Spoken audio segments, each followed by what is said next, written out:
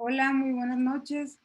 Les saluda Delia Orozco, directora académica del CISA, y el día de hoy tenemos el gran honor de tener a un gran invitado, al doctor Germán Madariaga Silva, y les comento que es un gran honor porque en lo personal, se los digo con toda sinceridad y con mucha alegría, admiro mucho al doctor.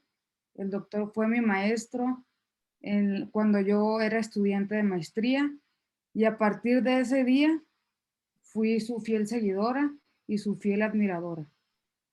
Maestro, mi doctor, de verdad, doctor, lo admiro bastante y yo estoy muy feliz, muy orgullosa de usted y sobre todo le agradezco que usted esté ahora con nosotros en este gran proyecto, CISA Justice Online.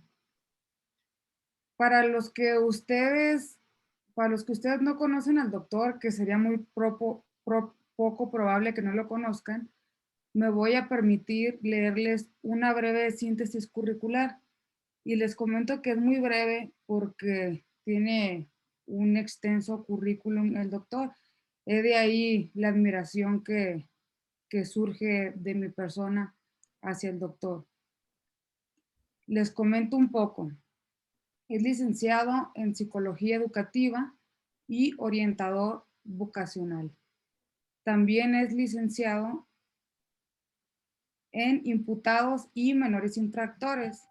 Tiene una maestría en Ciencias Penales con especialización en Criminología y, por si fuera poco, es doctor en Derecho Penal. Respecto a su experiencia profesional, ha tenido cercanía en la Secretaría de Educación Pública como maestro de grupo, analista, técnico pedagógico y psicólogo. También ha tenido cercanía en la Dirección General de Reclusorios como criminólogo, jefe de criminología, jefe del Centro de Observaciones y Clasificación. En el personal de apoyo en la Unidad Departamental de Supervisión a los Centros Escolares. En la Dirección de Prevención y Readaptación Social del Estado de México fue criminólogo y el coordinador de áreas técnicas. En la Dirección General de Prevención y Readaptación del Distrito Federal fue jefe de la Unidad Departamental de Tratamiento y Seguimiento en el Centro de Asistencia Postpenitenciaria, subdirector técnico del Reclusorio Preventivo Varonil Oriente y director del Reclusorio Preventivo Varonil Oriente. A su vez, ha sido docente en el Instituto, ha sido y es docente en el Instituto Nacional de Ciencias Penales e instituciones de educación superior, en la Agencia de Seguridad Estatal del Estado de México, Centro de Profesiones en Ciencias Penales, así como de la Academia Nacional de Seguridad Pública del Centro. Por comentarles algunas asignaturas, es maestro de Psicología Criminal, Mapas Mentales, Criminología, Programación Neurolingüística, Entrevistas, Interrogatorios, Kinésica, Lógica y Pensamientos, Estudios del Comportamiento Criminal, Nuevo Modelo Policial, entre muchísimas otras más materias. Doctor, nuevamente le agradecemos que haya aceptado esta invitación. Estamos ansiosos por escucharlo y el auditorio es suyo. Bienvenido. Muy bien, buenas noches, maestra Delia, mis amigos de CISA Justi, mi amigo el doctor también, Alfredo Calderón. A los dos también tengo ya algún tiempo ya de conocerlos, de saber de su trayectoria académica, y para mí es un honor estar aquí compartiendo esta aula virtual, hoy denominada en línea, pero es un aula virtual para asomarnos. Es una aproximación. ¿Qué pasa con esta delincuencia de hoy en día? Este índice de criminalidad, pero sobre todo cuando nos cuesta un poco de trabajo al órgano investigador, a nuestras policías, identificar a los autores, tanto materiales como intelectuales, y poder elaborar las características principales de estos sujetos activos del delito. Agradezco esta presentación, agradezco la atenta invitación y empezamos. El tema central es la delincuencia y los perfiles criminales. ¿Qué pasa con estos delitos que se cometen? Basta y sobra con el ver el día de hoy cualquier medio de comunicación social y enterarnos que cualquiera de estos delitos y aparte otros, ¿sí?, se están sucediendo día tras día. ¿Qué pasa con estas personas? ¿Qué pasa con estos sujetos activos que cometen el delito de feminicidio? Que privan de la libertad a alguien en la modalidad de secuestro, que privan de la vida a personas, las agresiones sexuales, los delitos informáticos hoy en día, sobre todo en esta pandemia. ¿Y qué pasa con nuestras organizaciones mafiosas, nuestra delincuencia organizada? A veces, a nuestra policía investigadora le cuesta trabajo saber qué es, quién es la persona que llegó a realizarlo. Y parece ser que va en incremento este grado de violencia. Hoy en día vemos en esta misma semana la privación de la vida de compañeros del área de policía estatal en el Estado de México, 13 elementos emboscados y obviamente privados de la vida. Sabemos que la delincuencia organizada ha permeado y según dicen las estadísticas, casi el 30% del territorio nacional. Nos resistimos a creerlo, nos resistimos a saberlo, pero eso está pasando. Bien. A mí me interesan todas las personas que asisten, bienvenidos todos, buenas noches, pero me interesan porque ustedes están vinculados precisamente, directa o indirectamente, con las ciencias penales. ¿Qué pasa con esta pareja penal? Víctima y victimario. Artículo 20 constitucional. Fracciones que nos marcan cuáles son los principios del sistema acusatorio. Se le dan derechos al imputado y se le reconocen, hay una revalorización de la figura de la víctima. Esta pareja penal en donde siempre la vamos a encontrar. ¿Qué figuras de autoridad van a tomar conocimiento de estos hechos delictuosos? Y no tan solo conocimiento, habrá que investigarlos, habrá que perseguirlos precisamente para cumplir con los objetivos que pretende el sistema acusatorio. El esclarecimiento de hechos, la protección del inocente, que aquella persona que tuvo intervención y participación que resulta culpable sea procesado y sea sentenciado, y que a la víctima se le reparen esos daños, esas acciones victimizantes sean reparadas. Todo esto con apego a los derechos humanos.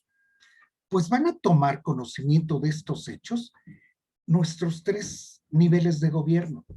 Y me voy a permitir iniciar con la policía municipal, estatal, federal, nuestras policías de investigación, que van a tomar conocimiento de hechos que pueden ser constitutivos de delitos. Otra autoridad, el agente del Ministerio Público, nuestros fiscales, el ámbito de procuración de justicia, que debe de integrar una carpeta de investigación, una carpeta administrativa, con todas las actuaciones de los policías. Todos esos registros de investigación la van a conformar y va a ser compartida con los defensores, públicos o privados. Y el sistema va a ir avanzando y llegamos con nuestros juzgadores, nuestro juez de control, nuestro tribunal de enjuiciamiento, nuestro juez de ejecución de sanciones penales y hasta un tribunal de alzada. Pero si este tribunal de enjuiciamiento determina una sentencia condenatoria, estos sujetos tendrán que dirigirse precisamente a estos centros de reinserción social. Esta reforma constitucional que hubo en 2008 ha ido modificando. Se tiene que ver la reingeniería de procedimientos en este sistema penitenciario. Hoy tendrán que cubrir 5 ejes centrales, 5 ejes vertebrales: educación, trabajo, capacitación para el trabajo, educación, salud y deporte. Y aquí están las autoridades, estas figuras de autoridad que van a tomar conocimiento de hechos delictuosos de esta pareja penal. Bien, pero no podemos pasar por alto. Y sobre todo, en alcance a lo que nos refiere Luigi Ferrajoli. Luigi Ferrajoli nos dice que existen 2 sistemas de justicia penal: el inquisitivo por un lado y el acusatorio por otro. Y de la fusión de estos dos tuvimos el sistema mixto. Ya dejamos el sistema inquisitivo, ya dejamos el sistema mixto, y a partir de 2008, esta reforma penal, se dictan 8 años para su implementación, lo que equivale a que en 2016 dejamos. Ya debe de estar implementado. Y a partir de 2016 a la fecha estamos en la etapa que se conoce como consolidación del sistema acusatorio. Pero el área de derecho tiene que interpretar la conducta de estos sujetos.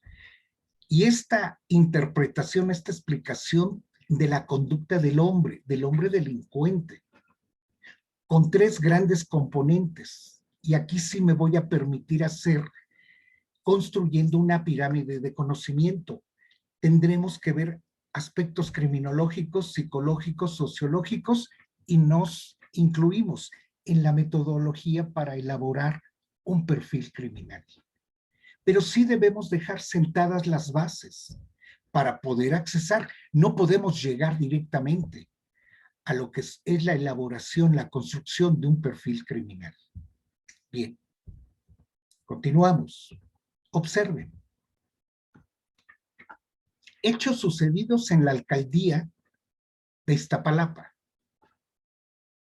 2 hermanas que iban muy temprano a la leche y primero son privadas de la libertad. Una construcción que ya iba ganando cierta altura, y también son torturadas, son lesionadas, son agredidas sexualmente, y aparte son privadas de la vida. Todo un concurso de delitos. ¿Quién o quiénes habrán sido las personas, estos perpetradores de esta comisión delictiva? Debe de tomar conocimiento el órgano investigador, el coordinador de las policías y de los peritos, el agente del Ministerio Público investigador, nuestros fiscales. Y tendrá que girar las órdenes de trabajo para que la policía de investigación perfeccione esa investigación. Y el personal adscrito a los servicios periciales aplicarán esa metodología identificativa, cuantitativa, cualitativa que plasman en sus informes periciales. Son conocidos como los dictaminadores. Nada más que recordemos que también existen los 3 órdenes de gobierno que toman calidad de primer respondiente, con un protocolo nacional de primer respondiente. Y pueden ser municipales, estatales, federales. de investigación, puede ser Guardia Nacional y pueden ser nuestras Fuerzas Armadas. Y si toman conocimiento de hechos constitutivos de delito, se convierten en primeros respondientes. Pero también debemos de contemplar a la policía con capacidades para procesar el lugar de intervención.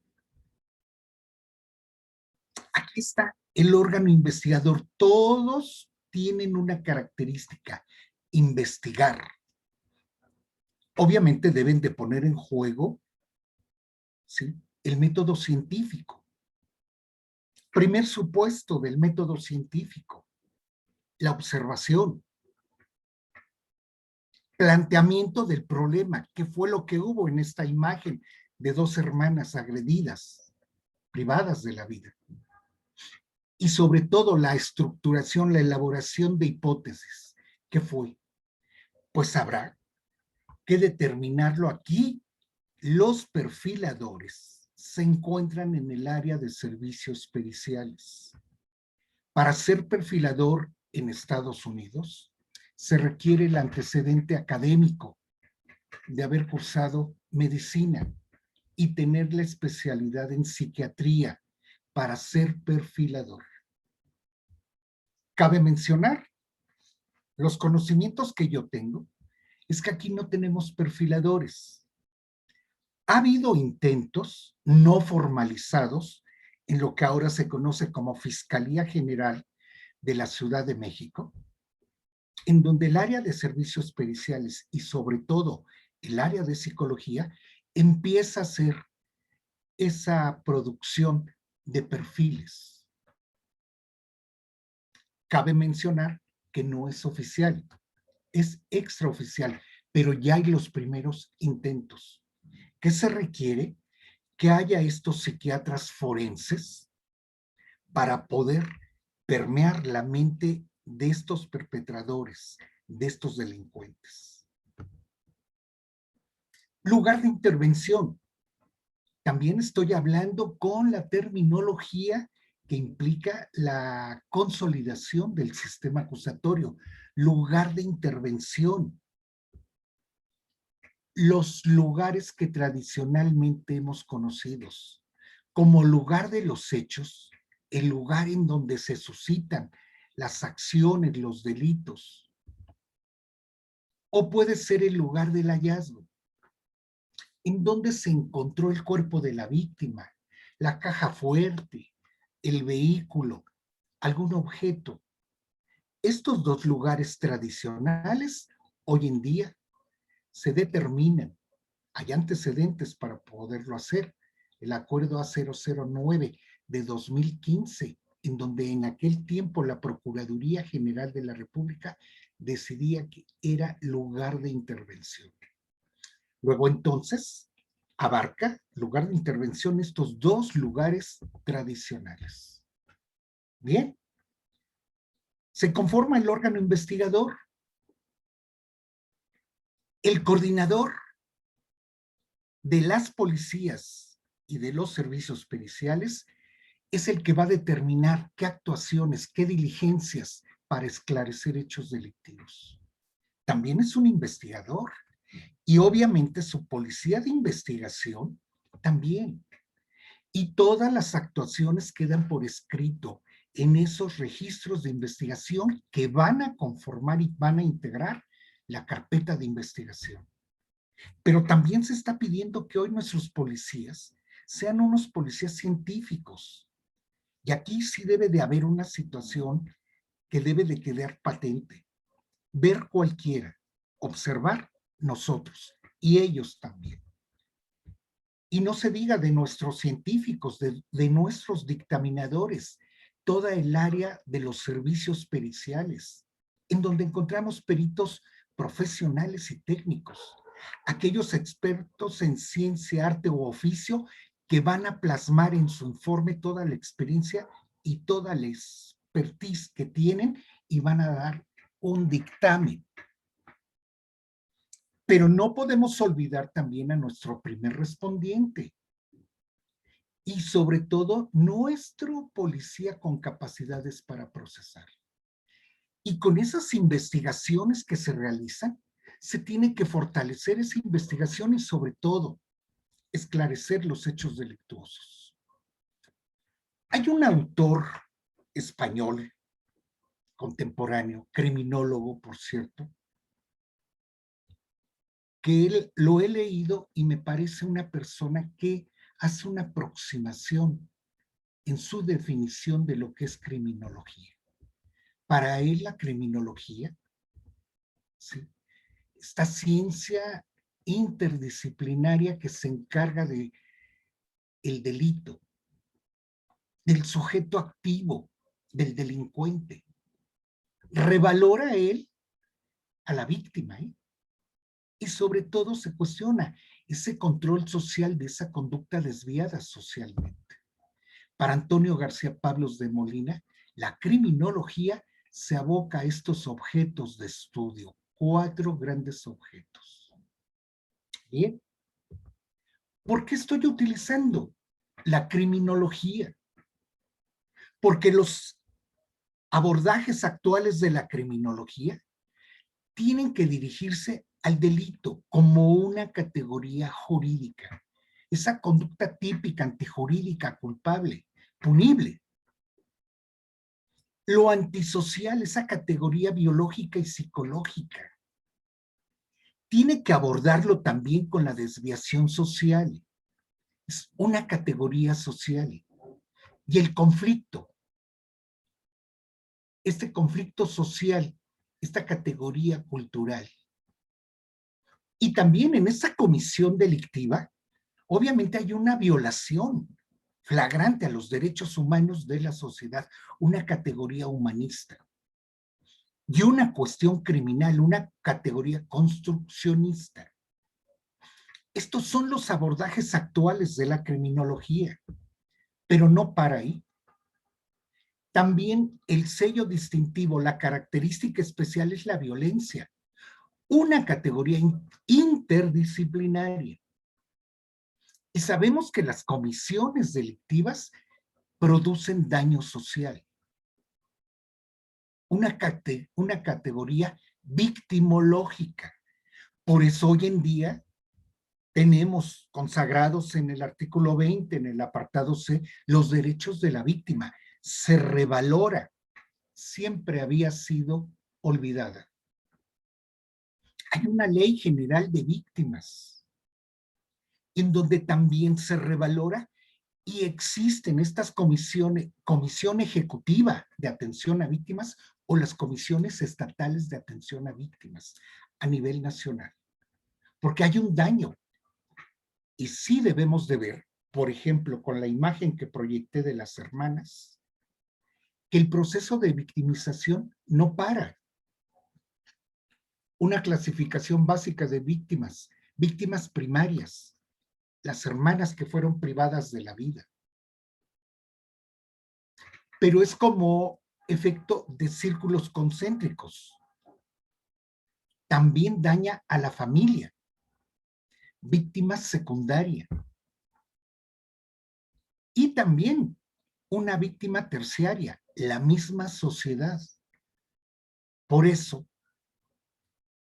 la misma sociedad lo van a decir por ahí en esa localidad. Oye, no asistan a tal expendio de leche porque ahí están unas personas que cometen este tipo de delitos. La misma sociedad es victimizada, víctima primaria, secundaria y terciaria. Pero también tengo que ver la agresividad, esta categoría psicoanalítica. ¿Quién o quiénes fueron capaces de agredir a estas dos mujeres? ¿Qué procesos psicoanalíticos endógenos, obviamente, internos, lo dieron? Y el último punto de abordaje, los factores de riesgo, esta capacidad de respuesta de las personas privadas de su libertad. Hoy en día los PPL, persona privada de su libertad. Y ojo, porque si el tribunal de enjuiciamiento dicta una sentencia, da un fallo de una sentencia condenatoria, tendrán que llegar allá. tendrán que cumplir los 5 ejes rectores del sistema penitenciario hoy en día. Pero también las autoridades de los centros de reinserción tendrán que ver qué factores de riesgo hay. ¿El riesgo es institucional o el riesgo es social? ¿De qué me sirve? Y me voy a poner de ejemplo, si me permiten, siempre lo hago, ponerme de ejemplo en lo positivo y en lo negativo. Llega Germana al reclusorio. Por ese poder de convocatoria que tiene, me puede crear un motín. Es un riesgo institucional. Y puede ser que esté en posibilidades de obtener algún beneficio preliberacional. Pero ¿qué tanto se pone en ese riesgo social? Y aquí vemos que es una situación que tenemos que ver a través de la criminología. Por lo tanto, y resumiendo esta pequeña aproximación a lo que es la criminología, el delito es multifactorial. Tiene que conjugarse, tienen que ver varios factores para propiciar o hacer proclive que el sujeto delinca. La desigualdad social, la escuela, la colonia, el trabajo, las redes sociales, los videojuegos, etcétera. Todos estos factores van a dar como resultado una fenomenología. Y sobre todo, tenemos que ver que hay demasiados factores para poderlo interpretar. Depende de la dirección que nosotros queramos, pero es real, lo estamos viviendo. Ya dejó hace mucho tiempo de ser el México que tuvimos hace tan solo 10 años. Hoy en día, cada vez los delitos van creciendo. El índice delincuencial va aumentando. Obviamente, hay varias situaciones que ahorita vamos a ver.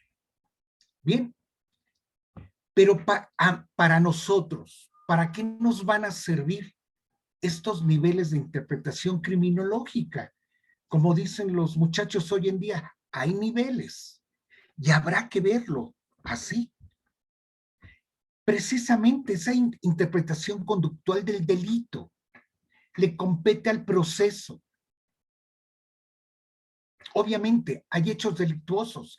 Los primeros respondientes acuden a sede ministerial. El fiscal le denomina entrevista. Es una declaración.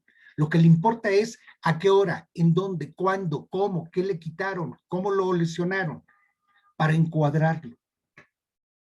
Saca su código penal y empieza a tipificarlo. Este nivel de la conducta se refiere al delito. Vemos que también existe la interpretación personal, el delincuente, a los lugares de la ejecución de la sanción penal. Y la interpretación general, la delincuencia, a las políticas públicas, a las políticas de seguridad, que hoy en día a nivel federal, y no podemos dejar de ver lo que está sucediendo, ¿sí? El anterior secretario de Seguridad a nivel federal sintió el llamado del partido y se fue a poder competir, estar como candidato para poder optar por una gobernatura de su estado. Y llega otra persona a hacerse cargo donde nos dicen varias situaciones. Hay un nuevo plan de seguridad.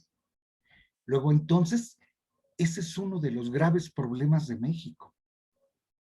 Como cada quien tenemos nuestra forma de realizar las cosas, tenemos nuestra propia metodología, ya está un nuevo plan.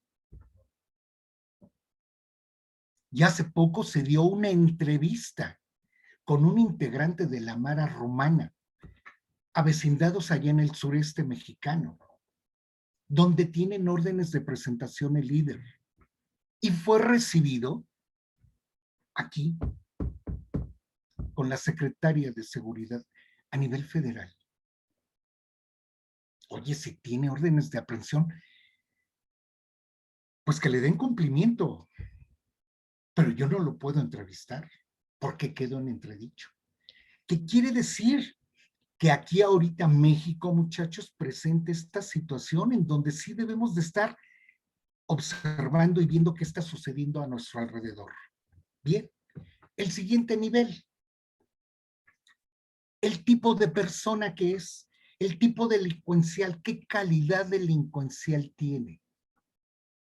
Es la primera ocasión que comete su delito, pero tuvo la desfortuna, la mala suerte de que le cayeran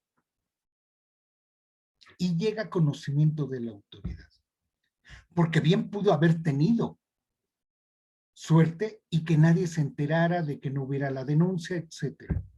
Y obviamente va a persistir en su conducta, la va a reiterar. Hoy en día, este término de reincidencia ya no existe. Se les conoce como reiterantes conductuales o persistentes. Nada más que aquí hay que hacer una diferenciación, una subdivisión con estos reiterantes. Genérico, reiterante genérico. Aquel sujeto que realiza la propuesta delictiva. Ejemplo, Germán. Vamos a vender droga, vamos a rafaguear, perfecto. Vamos a asaltar un banco, sí. Vamos a violar, sí. Vamos a robar, sí. Le da igual la propuesta delictiva. El reiterante específico, su nombre lo dice, tiene su grado de especialización. Voy a hacer una analogía. Este es el médico general y este es el médico especialista. Es gastroenterólogo, para darme a entender. Pero también existe el reiterante conductual criminológico. Aquel sujeto que, siendo menor de edad, tiene ya antecedentes. Y el jurídico que es el que tiene ya en su larga historia alguna sentencia ejecutoriada. Y vuelve a reiterar, vuelve a persistir en su conducta delictiva. Ya lo vimos, hay 3 niveles, la conducta, nuestro código penal, todo ese abanico de conductas que están tipificadas. El nivel personal, el criminal, el delincuente, pues los tipos delincuenciales. Y el tercer, no, faltan todavía de los tipos, el ocasional. Aquel sujeto que vio la oportunidad y la aprovechó, capitalizó todas esas oportunidades y comete un delito. El habitual, que viene a ser un persistente, un reiterante conductual, y el profesional. El profesional que entre más profesional cobra más caro. Aquí afuera, en la calle, encontramos a personas que pueden privar a alguien de la vida, pero me van a cobrar 10,000 pesos. Obviamente no es un profesional. Un profesional me va a cobrar 800,000, 1,000,000 de pesos precisamente para privar a alguien de la vida, pero es un profesional. Segundo nivel, el sujeto, el delincuente, el criminal. Y el tercer nivel, los tipos de criminalidad. Y si es necesario verlo, muchachos, con este enfoque criminológico, para poder llegar a lo que son los perfiles. La criminalidad real, el 100% de delitos que se cometen en cierto tiempo, en cierto lugar y bajo ciertas circunstancias, que cabe decir, ninguna ciudad, ningún municipio, ningún estado, y me atrevo a decir que ningún país conoce el 100% de delitos que se cometen en cierto tiempo, en cierto lugar y bajo ciertas circunstancias.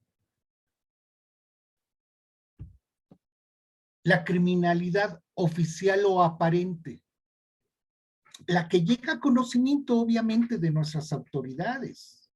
por eso se conoce como oficial, un 40% más menos, o probablemente menos, porque a veces las víctimas deciden, ¿para qué voy? ¿Para ser revictimizado? ¿Para qué voy si no va a haber ningún resultado? Y eso nos pega a las instituciones de seguridad y de procuración de justicia. Y la criminalidad judicial o legal, aquella que tiene ya una sentencia ejecutoriada. Pero si nosotros hacemos una elemental resta, al 100 le restamos 40, ese 60% se va a acumular en la cifra oscura. Y digo oscura porque la Comisión de Derechos Humanos de Ciudad de México, la nacional, me tendrían que hacer un extrañamiento porque estoy ofendiendo a la raza negra. Algunos autores lo manejan como cifra negra. Yo sugiero la cifra oscura. Pues aquí están los 3 niveles a los cuales debemos de atender. Por eso decía que para poder abordar el problema delincuencial de criminalidad que hay, se puede hacer uno de los marcos conceptuales es precisamente criminológico. Y la criminología, sí, ha visto a 3 grandes escuelas que se perfilan para poder interpretar este comportamiento delictivo. Y cabe destacar que una de ellas es la biológica, la psicológica y la social.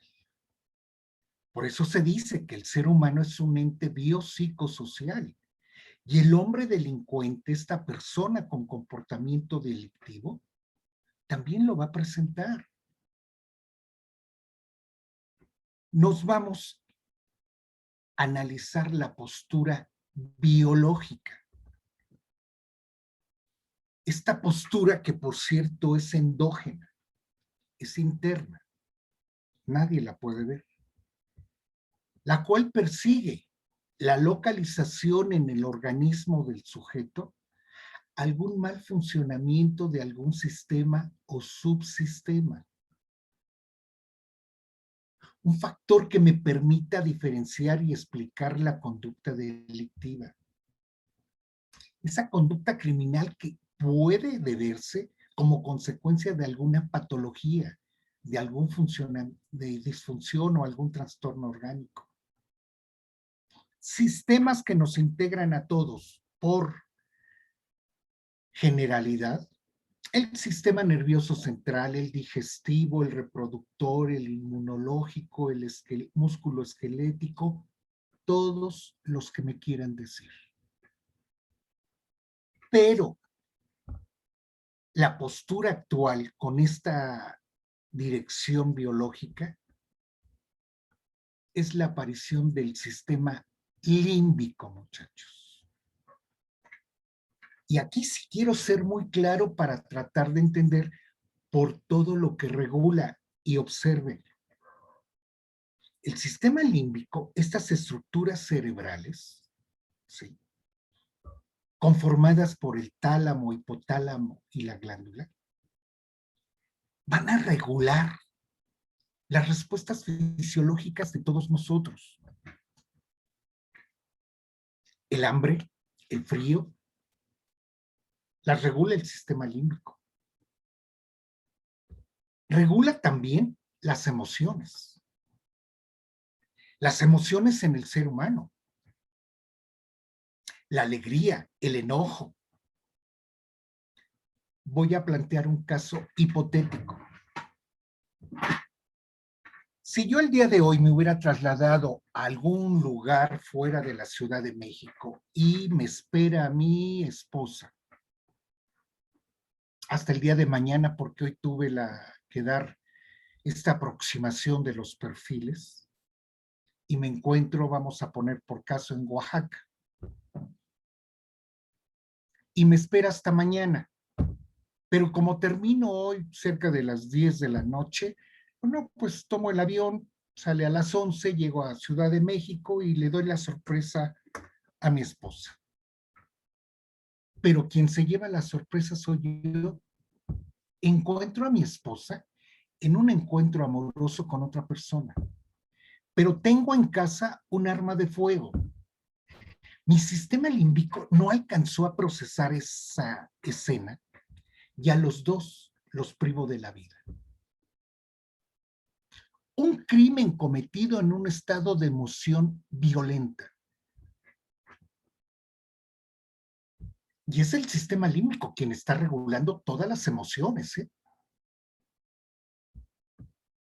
Regula el aprendizaje. El ser humano, desde que nace hasta que muere, sigue aprendiendo. ¿Qué quiere decir? Que el sistema límbico está regulándolo.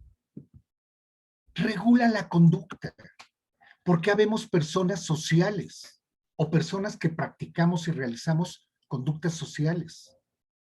Hay otros que realizan conductas parasociales. El alcoholismo, la farmacodependencia, el sexo-servicio. Pero también regula las conductas, ¿sí?, antisociales, consideradas como delitos. Y regula también este sistema límbico los instintos.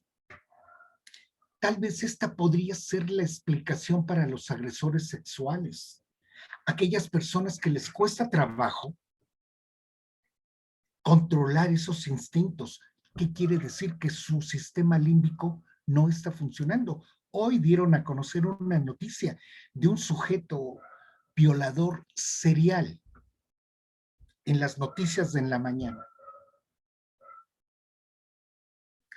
Pues precisamente, y se denomina, ojo, y también hubo un evento en Estados Unidos en donde hubo tiroteos, en donde se da el asesino en serie y el asesino en masa. El asesino en serie tiene que ir cubriendo las etapas, desde la etapa de ensoñación, que se imagina cómo va a ser su festín. Y México no es la excepción. Hemos tenido categorías de asesinos seriales. Y van pasando por cada una de las etapas. Bien, ya me imaginé, ya tuve mi fantasía delictiva. Bien, el acecho, segunda etapa. Localizar a la persona que cubra mi perfil, las características. Juana Barraza. Cortejo victimal, tercera etapa. Tratar de llegar con ella, romper, establecer contacto, romper el turrón. La realización del acto y sobre todo una de las últimas etapas, la etapa totémica, en donde la persona, una vez que priva de la vida, se lleva algún objeto como trofeo, como souvenir. Entonces vemos que este sistema límbico está regulando los instintos. Y por último, la memoria también. Y este esquema, esta postura biológica, a mí me llama mucho la atención, sobre todo con las víctimas y o testigos, que hoy en día, bajo la perspectiva del sistema acusatorio, juegan un papel muy importante. Se desahoga esa etapa preliminar con la investigación inicial y complementaria. Se llega a la etapa intermedia o de preparación a lo penal, en donde cada uno de los sujetos intervinientes va a ofrecer los medios de prueba que consideren necesarios, que le den soporte a su teoría del caso. Pero se van a excluir, se van a depurar. Es una etapa de preparación a juicio oral. Va a haber acuerdos reparatorios, cierto. Pero llegamos al momento cúspide del sistema acusatorio, la etapa de juicio oral, en donde va a haber actos preparatorios por el auxiliar de sala.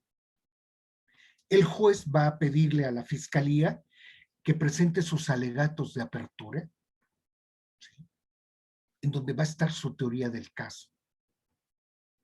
Y después, en ese control horizontal a la defensa, que manifieste lo que a su derecho convenga. Pero este proceso de memoria, el testigo recuerda, la memoria se ve impactada, es uno de los procesos que se ve impactado por factores internos y externos de la persona. Y a veces el efecto, si hablamos de la víctima, de la comisión delictiva es tan fuerte que va a presentar un trastorno de memoria. Y pasado el tiempo, le van a pedir que el testigo recuerde. Por eso en este sistema, en la etapa de examen y contraexamen, lo que conocemos como interrogatorio y contrainterrogatorio, pues debemos de estar muy alerta, porque tenemos dos lecturas de las cuales podemos utilizarlas. La lectura para apoyo de memoria y sobre todo la lectura para evidenciar contradicción. Pues, ¿qué creen? Este sistema límbico va a regular, y no solo a estas funciones, regula todavía más. Por eso sigue vigente esta perspectiva biológica con el sistema límbico. Pero también, aparte del sistema límbico, sobre todo para la elaboración de perfiles, se toma en cuenta la biotipología, la apariencia corporal, acompañada por aspectos psicológicos. Ojo, apariencia, estructura corporal y aspectos psicológicos. Como pizzas, la italiana, la alemana, la francesa, la americana. Pero también tenemos una escuela mexicana. Y cabe decirlo que la hizo una persona que a veces pasa ya olvidada, el doctor Alfonso Quirós Cuarón, quien elaboró una clasificación biotipológica con población mexicana. Y que a veces es olvidado por muchos de nosotros. Pero para la elaboración de estos perfiles se va a utilizar la escuela americana, la representada por el matrimonio Glueck y Sheldon, William Sheldon.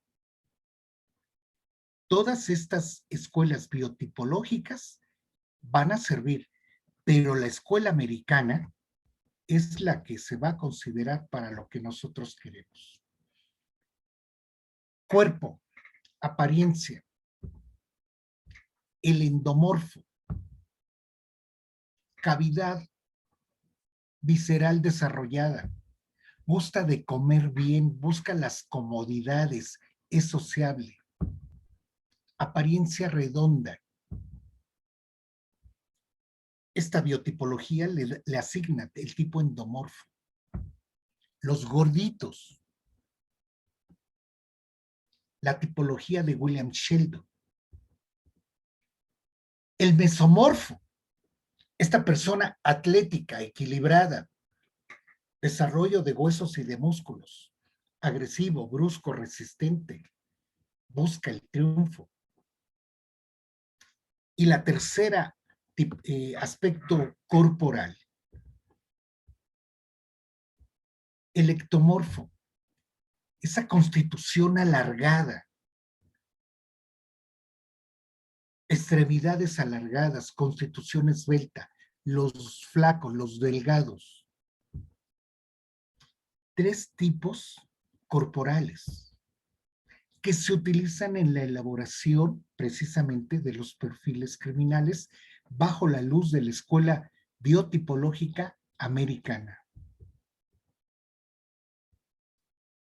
Y los aspectos psicológicos. El cerebro tónico, el rápido, aprensivo, solitario, rígido. El somatotónico, firme, aventurero, enérgico, atlético, osado, valiente. Y el viscerotónico, comodino, lento, glotón, sociable. La conjunción de estos aspectos psicológicos con la apariencia corporal. Estos dos rubros constituyen la escuela biotipológica y en concreto la que se utiliza es la escuela americana, representada por William Sheldon y el matrimonio Dweck. Bien, dejamos el aspecto biológico, que cabe decir es endógeno, es interno. Pero también existe el otro aspecto endógeno. No lo podemos ver, es endógeno, psicológico. ¿Qué pasa por dentro? ¿Qué pasa en la mente? ¿Qué pasa en el aparato intrapsíquico de un sujeto? El abordaje de la psicología, esta ciencia que estudia todas las funciones psicológicas. Entre ellas destacan la atención, la percepción, la memoria. También hay procesos psicológicos. El pensamiento. Hay dos tipos de pensamiento, muchachos. El autocrítico, ¿qué pienso yo de mí? Y el pensamiento heterocrítico, ¿qué piensan los demás con relación a mí? Estamos hablando de cuestiones psicológicas. La capacidad intelectual, la capacidad de análisis y de síntesis, el aprendizaje, el lenguaje. Pero la psicología no tan solo se ocupa de esas funciones, se ocupa de los afectos, se ocupa también de las emociones, se ocupa de la sexualidad, de la orientación, de la identificación psicosexual, que hoy en día la Ciudad de México presenta una amalgama. Hay una ley que permite a ciertas sociedades vivir en convivencia. Esta famosa comunidad lésbico, gay, transexual y anexas, ¿sí? Les permite vivir en convivencia. Claro, argumentan y argumentan con fundamento. Los derechos humanos inherentes a todas las personas. Y una característica es que todos somos iguales. Derechos humanos. Y garantías, pues obviamente en nuestra Constitución, ¿qué artículos garantizan que esos derechos no sean vulnerados? Por eso a veces confundimos derechos con garantías individuales. El derecho son universales, son indivisibles.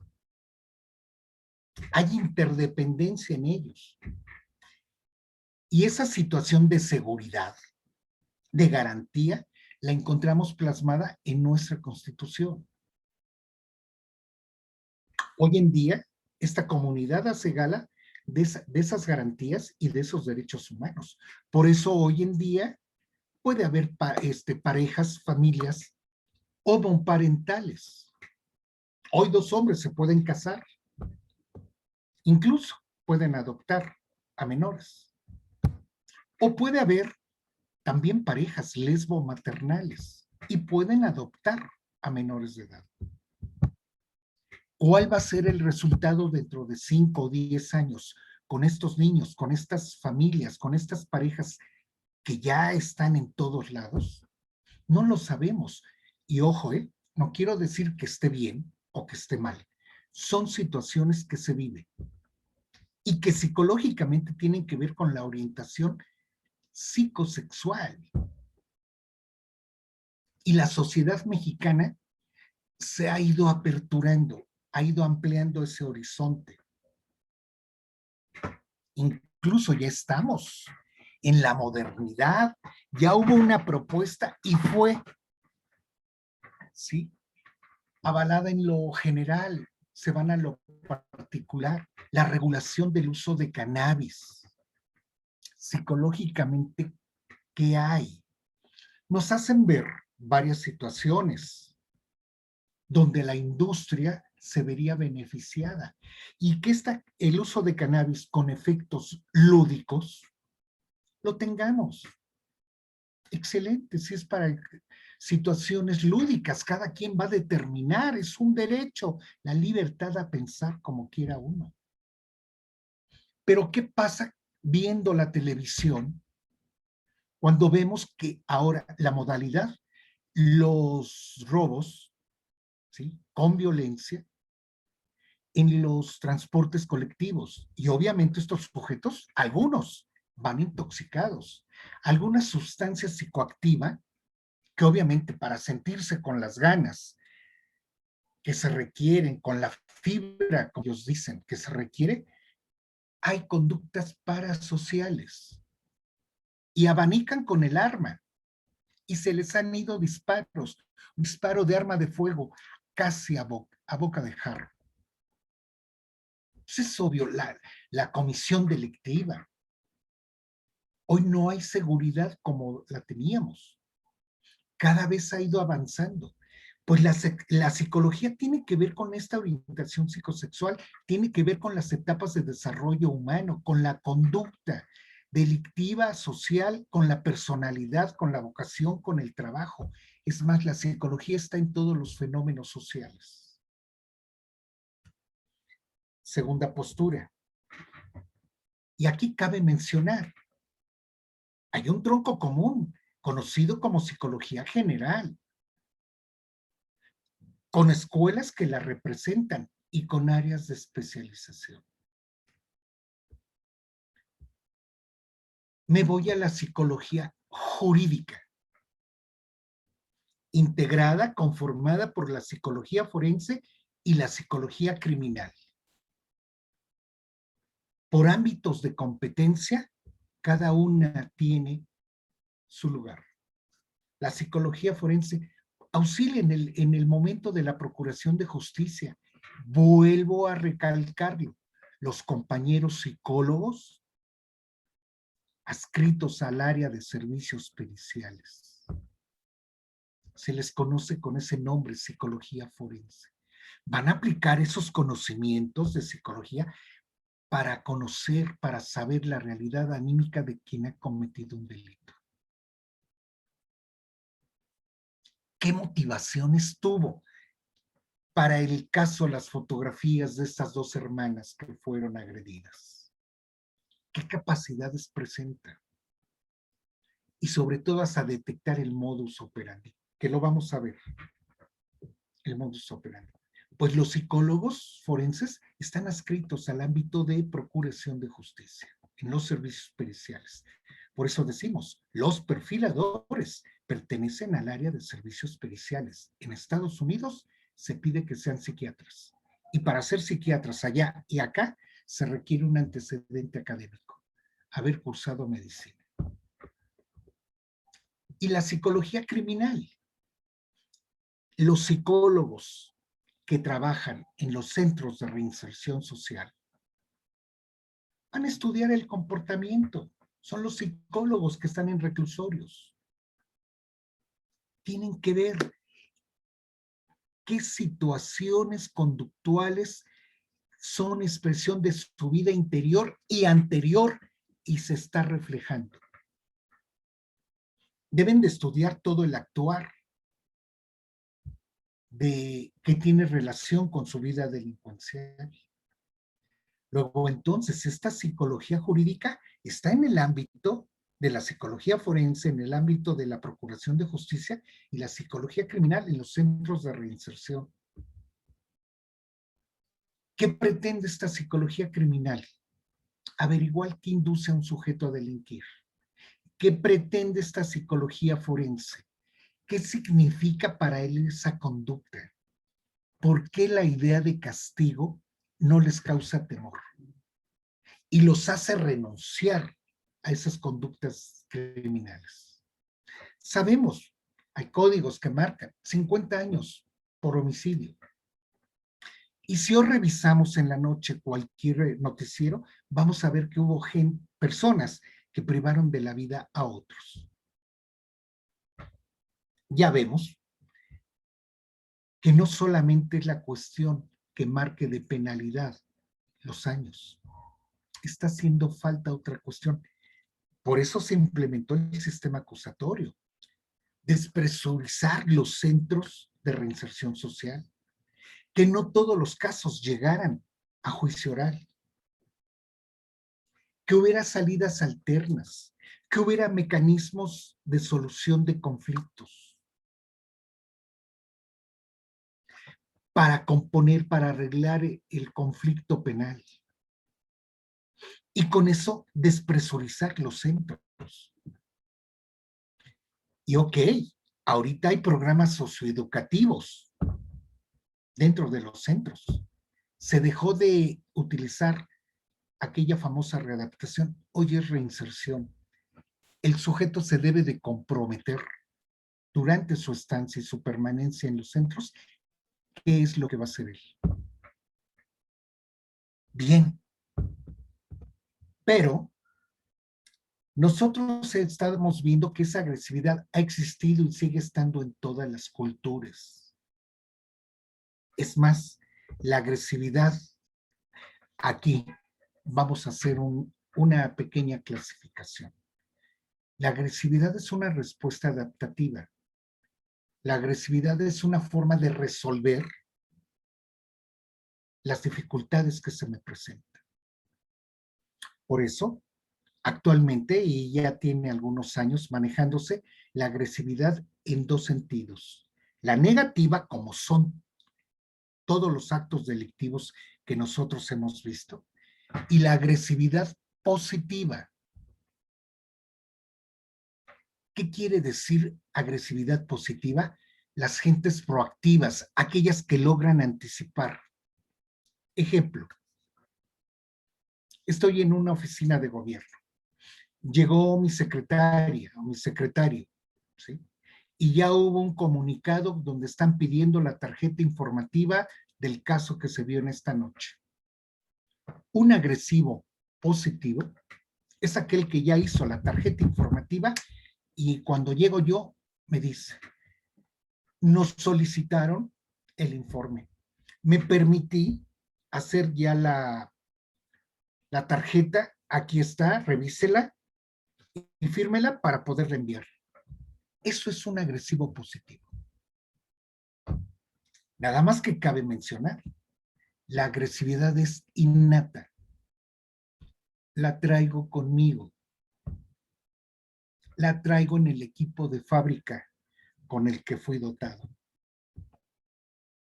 Y la violencia, ese carácter destructivo hacia cosas o personas que va en dos vías, la violencia física y la psicológica, como decían las abuelas, pareces cuchillito de palo, no cortas, pero ¿cómo das lata, Germán?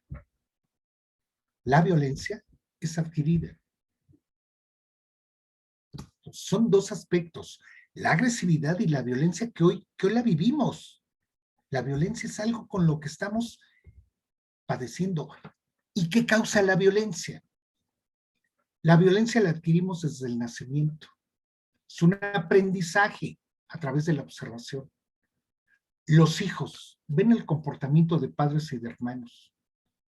Y el entorno social, el medio ambiente en el que se desarrolla, va a contribuir para su desarrollo y su evolución.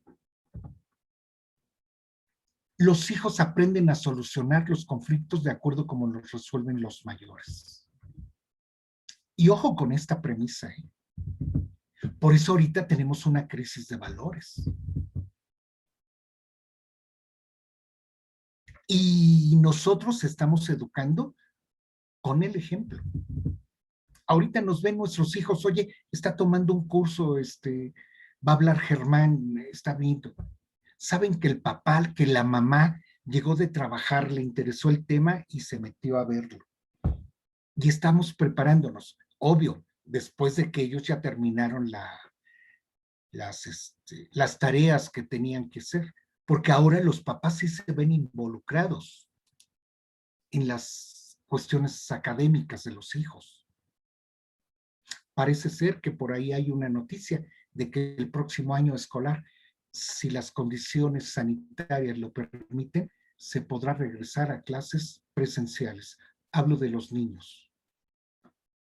Esta modalidad de aula virtual, que no es nueva, no tiene un año, tiene ya años, llegó para quedarse.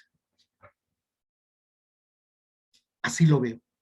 Por eso hoy se desarrollan audiencias a través de estos medios electrónicos. ¿Podemos volver a clases presenciales? Sí, pero esta es una herramienta que llegó para quedarse. Tal vez sea cuestión de modificar aquellos principios rectores del sistema, desde publicidad hasta inmediación, y ahora tal vez sea cuestión de agregarle, ¿por qué no? ¿Sí? Interacción para estar ahí. Cuestión de verlo. Y hablando de lo psicológico, me interesa destacar que todos nosotros tenemos una personalidad. Y la personalidad de cada uno de nosotros está integrada por dos grandes áreas: el temperamento y el carácter. El temperamento, lo innato, lo biológico, los deseos, las pulsiones. Por un lado, nuestro temperamento. Por eso decimos cuando conocemos a una persona, es que conocí a tal persona y es muy temperamental. Lo biológico, los deseos, lo innato. ¿Y el carácter? El carácter es la influencia del medio ambiente. Y la fusión de estos dos aspectos determina nuestra propia personalidad, temperamento y carácter. Otra postura sociológica. Lo social le apunta a que el hecho delictivo es un producto social. Es más, que el hecho delictivo es un fenómeno social porque el medio ambiente, el entorno social, generó o por lo menos contribuyó a generar criminalidad.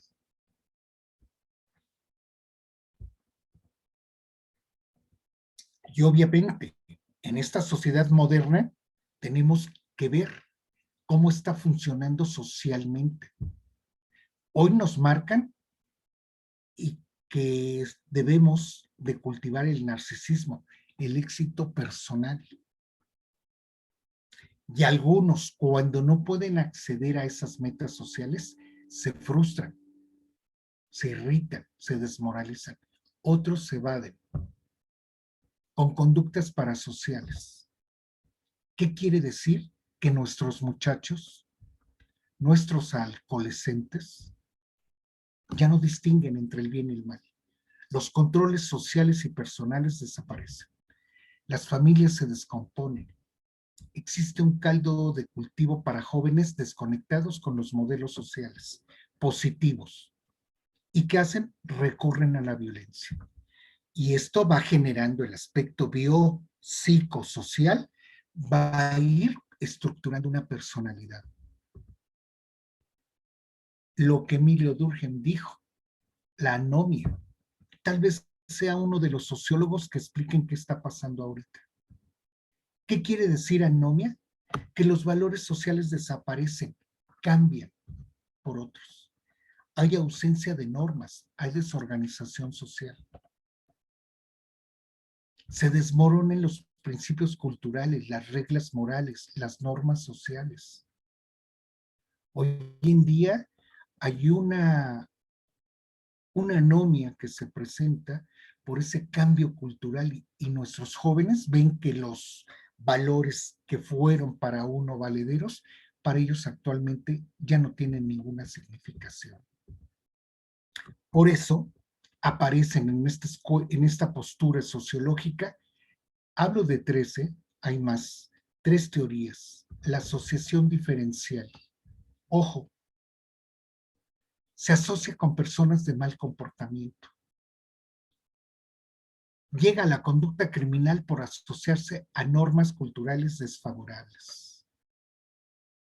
Y tiene que ver con el exceso de contacto, con la frecuencia, con la duración, con la intensidad. Lo que las abuelas decían, el que con lobos anda, aullar se enseña. Y si cometen delitos, ojo, hay una reacción social.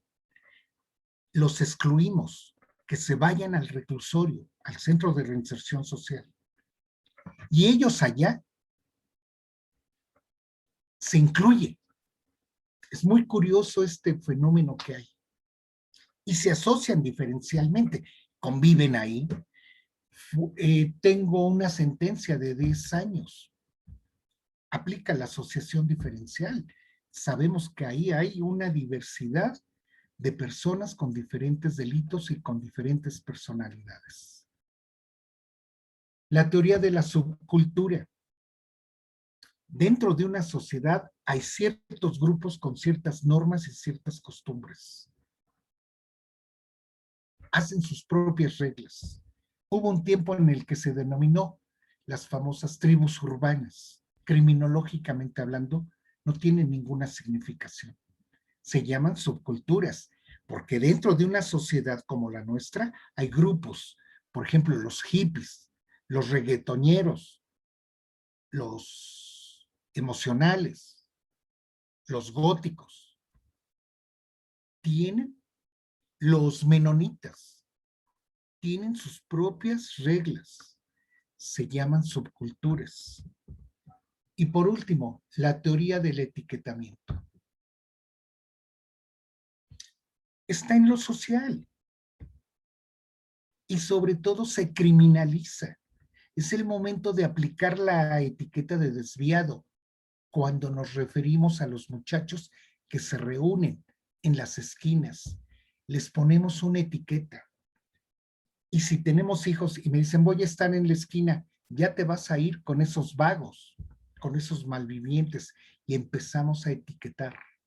Y déjenme decirles que las etiquetas generan expectativas de comportamiento.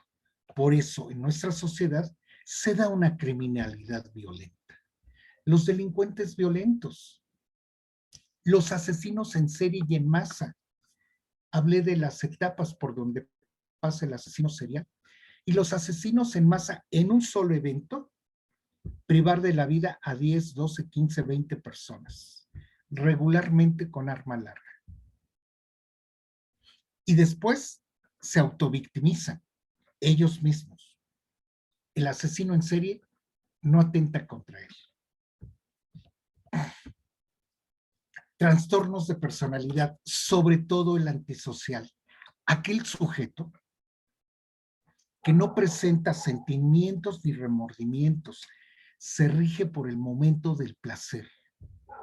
Le interesa el día de hoy. Ni ayer ni mañana, me interesa hoy. Las agresiones sexuales,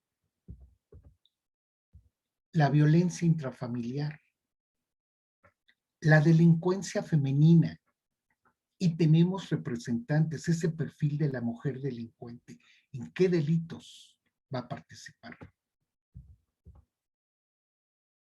El consumo. Actualmente ya se aperturó la sociedad, podemos traer nada más que lo faculten hasta 28 gramos y puedo declararme usuario y la utilizo para fines lúdicos. Pero me puedo inmiscuir en situaciones de delincuencia, incluso llegar al narcotráfico. Y vuelvo a insistir, esta etapa de desarrollo evolutivo, nuestros adolescentes, nuestros jóvenes pueden tener esa proclividad a delinquir. Terrorismo, los crímenes en masa o multitudes violentas. Los delitos patrimoniales. Por eso tenemos delincuentes de cuello dorado. Nuestra delincuencia patrimonial. Los delincuentes de cuello blanco. Los delincuentes de cuello verde. El fuero castrense. Nuestros delincuentes de cuello azul. Nuestras policías. Y sobre todo, nuestra delincuencia organizada. Estas organizaciones criminales que nacen en Italia, que se van a China, las famosas triadas chinas, la yakuza japonesa, los cárteles colombianos en Estados Unidos y México. En México tenemos también nuestros cárteles. Y hay unos que sobresalen, ¿eh? Han oído con toda seguridad ustedes, y si no, chéquenlo. Ahorita en este ciberespacio existe toda la información. Los famosos Queenies. C-U-I-N-I-S. Por curiosidad, en cualquier buscador, Queenies. Cártel Jalisco Nueva Generación. pero con otra perspectiva, muchachos. El mercado norteamericano no lo pelean. Se van a Canadá y se van a Europa. Y trafican con cocaína y con metanfetamina. Se van a la comunidad europea, que tiene incluso su moneda, el euro, que tiene una paridad incluso mayor que el dólar. Tienen también su brazo armado y van a ir manejando esa situación. Bien.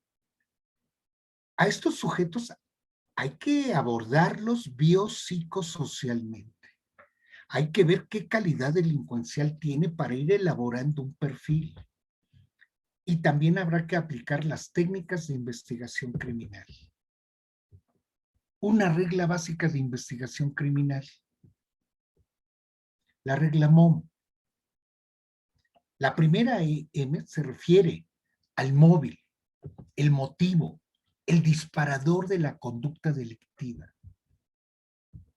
La O, ese aprovechamiento de las condiciones de las caracteriza, cómo saca provecho, cómo las capitaliza. Y el modo de ejecutar. El modo de ejecutar lo conocemos como el modus operandi. Una regla básica, que por cierto el FBI lo maneja, aplican la regla MOM.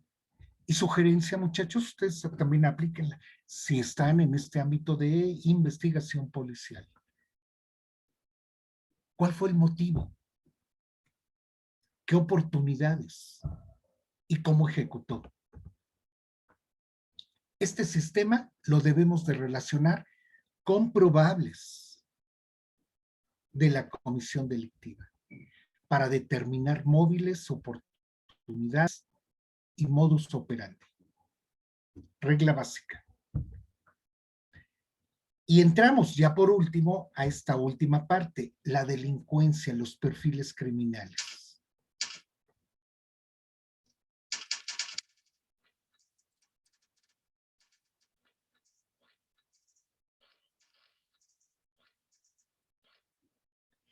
Elaborar un perfil es como la elaboración de un retrato hablado. Habrá que obtener información de todos los servicios periciales y de los avances de la investigación policial. Vamos a tratar de explicarnos el comportamiento violento, los tipos de violencia y las víctimas, estos sucesos violentos y sus autores. Es como estas imágenes, estas fotografías que están en la pantalla. Elaborar el perfil es como penetrar psicológicamente a la persona, detectar qué situación hubo.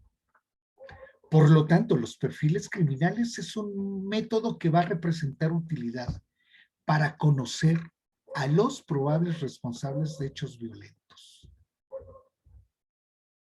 El perfil es un retrato biopsicosocial del delincuente. Y a veces los datos aparentemente triviales son los que dan la clave para llegar a ellos. Cuando la policía no encuentra a los autores materiales, intelectuales, entra el perfilador. El perfilador es un programa informático en la Unidad de Ciencias del Comportamiento del FBI en Quantico, Virginia, Estados Unidos. Es este programa informático, el cual inicia con algunos datos, con algunos parámetros. Y obviamente, día con día, lo van fortaleciendo. El perfilado todavía es una ciencia inexacta. Y regularmente recae en los psiquiatras, lo había dicho muy al principio, el psiquiatra forense, el cual va a estar en coordinación con la policía y con los demás servicios periciales. ¿Qué se tiene que hacer? Todos estos parámetros científicos, estadísticos, psicológicos del comportamiento criminal para elaborar un retrato, un perfil, qué características presenta, voy de ejemplo, Germán, por la comisión delictiva que está ejecutando. Los perfiladores tienen que relacionar la conducta con las características del crimen. Se trasladan precisamente al lugar de intervención. Los avances, los indicios que hay por parte de las policías con capacidades o de los peritos, ellos los retoman. El desarrollo de la investigación policial también lo retoman para ir elaborando el perfil. Habrá que priorizar. Ellos trabajan con fotografías de los lugares, el expediente médico, psicológico, policial. Precisamente hay un cruce de información entre todos ellos para lograr determinar quién es la persona. Es un hombre alto, es un hombre que se puede dedicar a la construcción por la fuerza que utilizó en el momento en que profirió la herida o la herida que causó la muerte. Cada investigador enfrenta el llenado de un cuestionario y se introduce, se captura en esta base de datos para comparar rasgos de este crimen con los que ya existen. Y este perfilador va a tener información, qué tantos avances en la investigación inicial o complementaria, qué avances hay. Y la víctima juega un papel importantísimo. Si vive la víctima,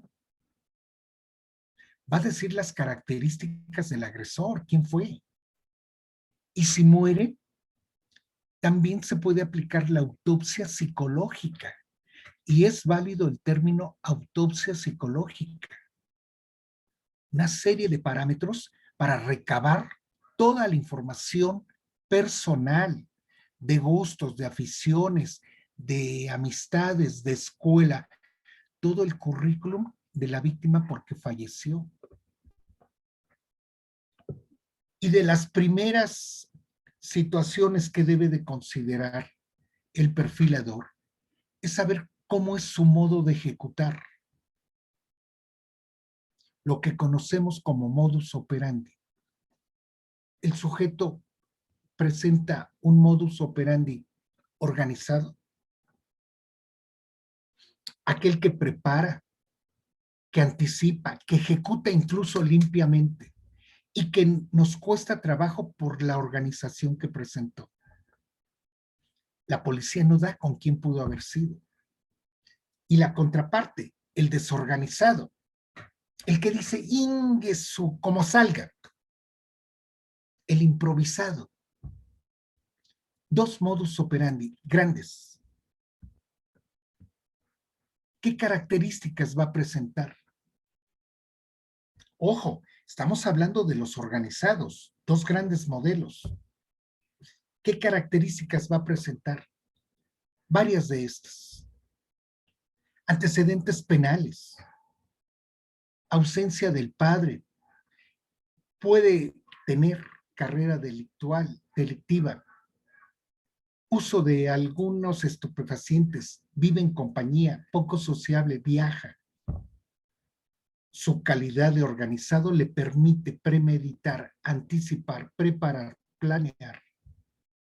Puede presentar torturas antes de la muerte de la víctima. Y el desorganizado, este va a alardear sus logros y lo hace de manera ostensible. Presenta esa situación de enojo cuando lo corrige. Y tiene esa característica de ser egocéntrico. Él es el más importante en los demás. Egocéntrico, ego, yo, centrismo, todo dirigido hacia mí. Actúa sin pensar, es reactivo. Y si acaso presenta un error, culpa a los demás. Molesta a las demás personas. Y generalmente anda involucrado en situaciones ilegales. Otra cuestión que también debemos de ver, la firma. Es ese aspecto psicológico que va a plasmar en la realización delictiva. La firma es psicológica.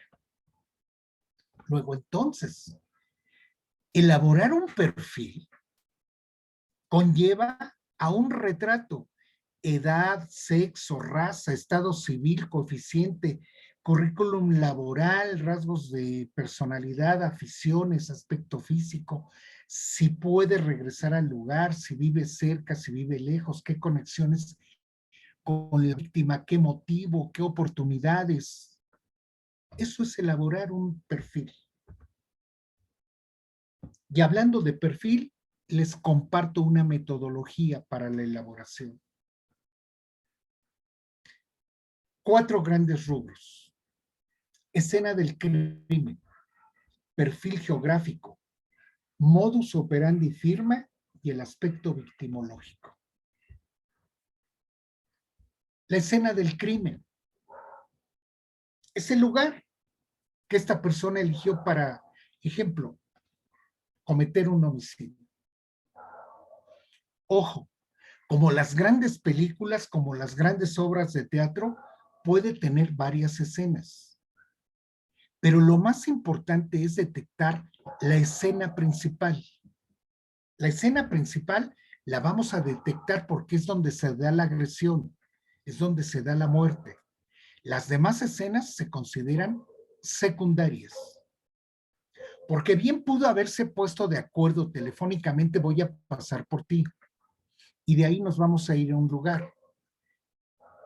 Llega en el auto, se lleva a la persona y se van a una... Permítanme, conecto.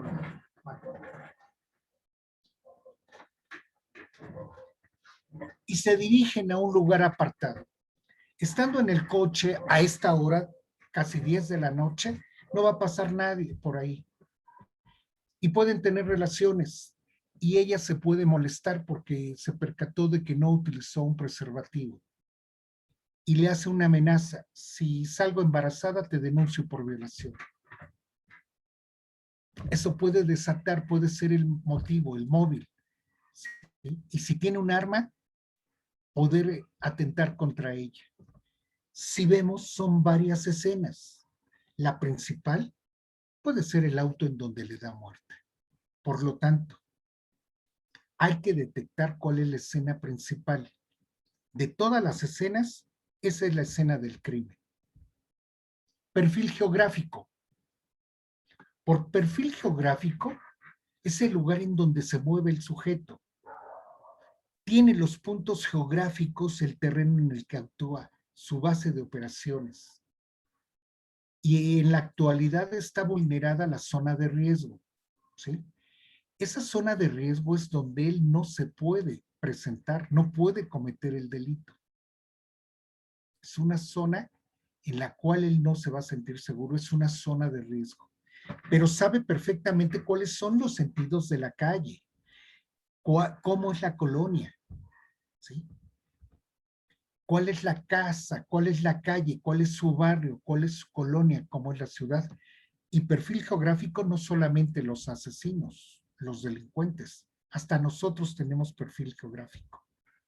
Ese mapa mental que tenemos, nosotros sabemos cuál es nuestra casa, en dónde queda la calle, la colonia, la ciudad, la demarcación, la alcaldía. Pues ellos también tienen ese perfil geográfico, es su zona de confianza, es su territorio, es su zona de influencia, sabe cómo moverse y cómo desplazarse porque tiene perfil geográfico. Luego, entonces, esta metodología para elaborar un perfil conlleva varios rubros. La escena del crimen destacando la escena principal, perfil geográfico. Y como cualquier depredador, va a atacar a sus víctimas en el terreno que él se siente seguro. Y en los asesinos seriales, los primeros actos los realiza cerca del lugar o donde trabaja o donde vive. Lo hace, corona, cobra confianza y agranda su radio de acción, adquiere seguridad y confianza. Modus operandi. ¿Qué método ¿Qué método está utilizando para llevar a cabo su crimen? ¿Qué técnicas y qué decisiones tuvo que hacer? Analiza todo el aspecto de cómo mata, de cómo va a utilizar ese método. Aquí quiero destacar, en la metodología para elaborar un perfil es planificador, inteligente, profesional, descuidado, perfeccionista. Hace rato mencioné que había dos, el organizado y el desorganizado. Pero si yo hago una correlación, el planificador implica que la persona es organizada. Ese modus operandi es organizado, el inteligente, el profesional. El descuidado es desorganizado, improvisado, descuidado, como salga. Y el perfeccionista también tiene esa cualidad de ser organizado. El modus operandi puede variar a lo largo del tiempo porque sus habilidades van evolucionando. Pero el modus operandi tiene tres finalidades. Proteger la identidad del delincuente, realizar la agresión y sobre todo huir. Ya puedo decir que desde planificador profesional u organizado y desorganizado. Y la firma. ¿Cuál es la razón por la cual el asesino realiza lo que hace? ¿Qué nos quiere decir? ¿Qué necesidades psicológicas plasma en esa situación? Puede mantener la firma a lo largo de su carrera, pero lo vamos siempre a relacionar por la firma. La firma no cambia. La ira, la venganza, el sadismo permanecen ahí. Se acordarán de un secuestrador, Daniel Arismendi. La firma era el desprendimiento del pabellón auricular, famoso mochaorejas. Esa es la firma. Y habrá que detectar cuál es la firma. Y el último rubro, el aspecto victimológico. Ya hice referencia a una clasificación básica. Víctima primaria, secundaria y terciaria. ¿Sí? La víctima pues, es la persona que nos va a dar la descripción del agresor y las circunstancias. Si fallece es necesario aplicar la autopsia psicológica. ¿Qué quiere decir? Recabar todos los aspectos personales y sociales de la víctima. Y una tipología, una clasificación victimológica. Víctimas de alto riesgo y víctimas de bajo riesgo. Las de alto riesgo, las que tienen mayor probabilidad de ser atacadas. Y aquí podríamos poner a los menores, los grupos vulnerables. ¿Sí? Y en víctimas de bajo riesgo, en forma genérica, el hombre. 4 aspectos para poder elaborar un perfil. Y propuesta, un cuadro de flujo para la elaboración de un perfil criminal, muchachos. Datos de entrada. El lugar de intervención. Aquí viene el aterrizaje de todo lo que vimos. La víctima. Antecedentes, hábitos, estructura familiar. Última vez que fue vista, edad, ocupación. La víctima, información forense. Causa de muerte, lesiones, acto sexual, pre y postmortem, reporte de necropsia, reportes de laboratorio. Reporte preliminar de policía. ¿Qué fue nuestra policía de investigación? ¿Qué fue lo que observó? Hora del hecho, quién lo reportó, estatus, vecinos, nivel socioeconómico, criminalidad del área. Y la fotografía del área. Por eso a los policías, primeros respondientes, se les pide la documentación, la fijación del lugar. Importantísimo. Paso número 2, modelos de procedimiento. Tipo y estilo de conducta delictiva, la intención, el móvil principal, los riesgos de la víctima, los riesgos del atacante, la progresión, y el tiempo para la comisión del hecho, características del lugar. Estimación del delito, la reconstrucción del hecho a través de la información pericial, la mecánica de hechos. Y determinar, se trata de un delincuente con un modus operandi organizado o desorganizado. ¿Hay una selección de la víctima? ¿Hay un control? ¿Hay una secuencia de hechos? ¿Hay condiciones del lugar? Y el perfil del delincuente. Los datos demográficos, las características físicas, los hábitos, los comportamientos anteriores y posteriores a la agresión. Esto nos va a servir para recomendaciones de la investigación. La investigación y la aprehensión una vez que se tiene el sujeto. Hay una primera retroalimentación, se valida el perfil con los lugares del hecho, del hallazgo, los indicios, el modelo de procesar y sobre todo las recomendaciones. Y por último, una segunda retroalimentación. En esa investigación complementaria hay nuevos indicios. Este es el cuadro de flujo que se propone para elaborar un perfil. Bien. Hasta aquí, mi maestra Delia, daríamos término a esta situación de poder elaborar un perfil y sobre todo con este cuadro de flujo. ¿Algún comentario, maestra Delia? ¿Alguna pregunta por parte de los participantes? Sé que estamos en tiempo para poder atender y satisfacer algunas preguntas que pudiera haber. Maestra Delia, ¿me escucha, me ve? Sí, doctor. Compañeros, si tienen alguna pregunta, la pueden escribir Cisa Justice, ok. o ¿Alguna enviar. pregunta, algún comentario, alguien que se haya acercado a usted para poderle dar contestación? Hasta el momento no tenemos interrogantes, doctor. Perdón, había bajado el volumen, no la escuché. ¿Me puede repetir? ¿Me escucha ahí? Sí, la escucho ya. Ah, ok, perfecto. Por el momento no tenemos interrogantes. Me comentan aquí, todo muy claro, muchas gracias.